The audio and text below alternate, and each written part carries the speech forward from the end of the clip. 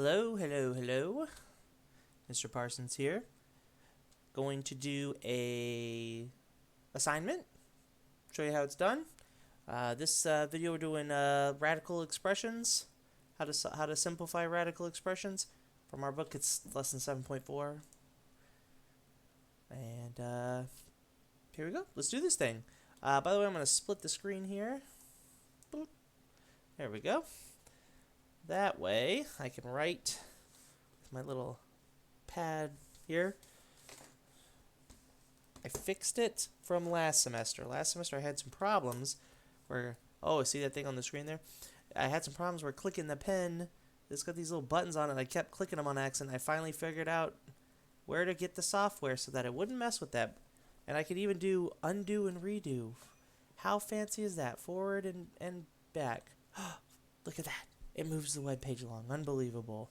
Alright, anyways, not like that matters. I'm just pointing out stuff. Alright, so we're going to simplify this square root. Oh, there we go. Square root of 20x to the 8. So the way we did this in class was, you want to make a little factor tree. Like, what times what is 20? I'll start by saying 4 times 5. If you were to choose something different, like 2 and 10, you wouldn't be wrong. The goal is to get it as down as low as you can until it's only prime numbers. 2 and 5, those are prime numbers. So we're done. Well, sort of done. We're done with that. Then you circle anything that's a pair. Pairs go on the outside.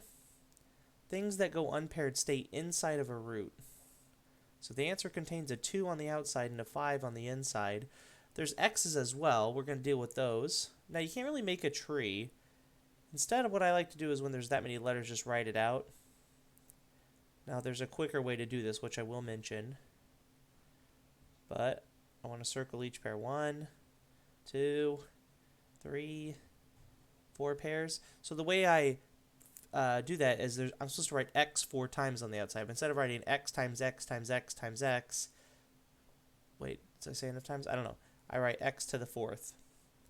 Essentially, here's what's happening. The square root is trying to divide this exponent by 2. So if it's an even number like 8, 8 divided by 2 is 4, and it comes out evenly, and there's nothing left over. Like when I showed you visually here, there's nothing left over. So here's the answer, 2x to the 4th root 5. So I will type that. 2x to the 4th root 5. Somehow to me that doesn't look much simpler, but it is. It is what it is. Another one. 50. Gotta turn it to brushes. Square root of 50. Y to the 10. So again, I will take my 50 and I'll factor tree it. 5 times 10. 5 times 2. This time there's a pair of 5s. There's not always just going to be one pair. I guess on these first couple problems that's all I got, but there could easily be so many splits that you'd get a couple of pairs. So I get a 5 on the outside, a 2 on the inside, and just like I said on the last problem, what the root is doing is it's trying to divide this by 2. So the 10 divided by 2 gives you 5, goes in evenly, and brings it to the outside. So we get 5y to the 5th root 2. So you'll find on your assignment as well, these first 3 problems, I believe, were all designed to have exponents that were even so that they would go in nicely with the root. 54 is 9 times 6. 9 is 3 times 3. 6 is 3 times 2. Now I'm only going to circle the pair of 3s. If there's an additional of the same number, that doesn't count. We only want 2 of a kind. If there's 3 of the same kind, that doesn't do anything for us. So there's a 3 on the outside. And what happened is a 3 and a 2 didn't get used. So what those do is those multiply together and go back on the inside as a 6. Basically, pretend the 3 and the 2 never got split and just this 6 up here never got used. Okay, then we get w to the 6, because if I do 12 divided by 2, it goes in 6 times. So 3w6 root 6. Okay, next couple of problems do not have, to my knowledge, even exponents. I think 2 or 3 of them. I can't remember how many I made, but we'll see it when we see it, I guess. So we got 20y to the 13. So we had a 20 earlier. I did 4 times 5. Oh, you know what then? We'll do it differently. We'll pretend it was 2 times 10. Why not? Didn't matter if I did 4 times 5 or 2 times 10, because in the end of it all, I'm going to get a pair of 2's and a 5. So the 2 goes out. The 5 stays in. Notice when there's a pair, I'm only writing it once. But here's why. The reason why is because 2 times 2 is 4. Like, these are multiplying together. But when you take the square root of 2 times 2, which is 4, the square root of 4 is 2. Regular 2, not in a square root anymore. That's why we're putting a 2 on the outside. 5 is technically multiplied as well, but the square root of 5 is not a nice number, so we leave it as the square root of 5. Okay, now for the y's. So here's what I'll do. I'll write them out this time. This is very annoying, but whatever. 4, 5, 6, 7, 8, 9, 10, 11, 12, 13. Yikes. And look, I changed the way they look the whole time. That's not annoying at all. But there's 1, 2, 3, 4, 5, 6 pairs, but 1 extra. So what that means is, when it comes to writing it, I'm going to write y to the 6, and the 1 extra stays inside with the 5. Or, if we're going by what we did earlier, 13 divided by 2 is, well, 2 goes into 13 6 whole times with 1 left over, 1 remainder. So that's why we're writing y to the 6 with 1 extra y on the inside. So 2y to the, oops, I typed a t there, 2y to the 6 root 5y. So on these problems, we're looking at odd exponents, which will generally, when you're taking a square root and you have an odd exponent, it ends up leaving you with something left over on the inside in terms of a variable. We've had numbers left on the inside on every problem. If we didn't, that'd be kind of weird, but I guess possible. 18y to this, oh, not y. 18u to the 17. Okay, so 8 is 4 times 2, and 4 is 2 times 2, and there's a pair of 2's with an extra 2. So the pair makes 1 on the outside, the extra goes 1 on the inside, and if I'm doing it the fast way, how many times does 2 go into 17? It goes in 8 times, so u to the 8 remains out there, but 8 times 2 is only 16, so the 1 extra guy gets left behind in the root. So we're getting 2u to the 8 root 2u. Okay. All right, yes, there was only 2 of them like that with the odds. Although the next 3 could have odds as well. The only difference on these next 3 compared to anything earlier is that it's got multiple letters inside. It's really nothing to freak out about. You're just going to do the same thing you've been doing, but with multiple letters. So 28 is 4 times 7. 4 is 2 times 2. There's a pair of 2's. So if I want to, right now I can start by writing 2. I can write root 7 down here. Okay, now, just like before, we can divide it by 2. Like 10 divided by 2 is 5, but if I would be so kind, which I would be so kind, I will write 10 t's, 1, 2, 3, 4, 5 pairs of t's, so t to the 5th. Oh, I thought that was a 17. That's just an 11. Sorry, don't mind my handwriting. That's an 11 there.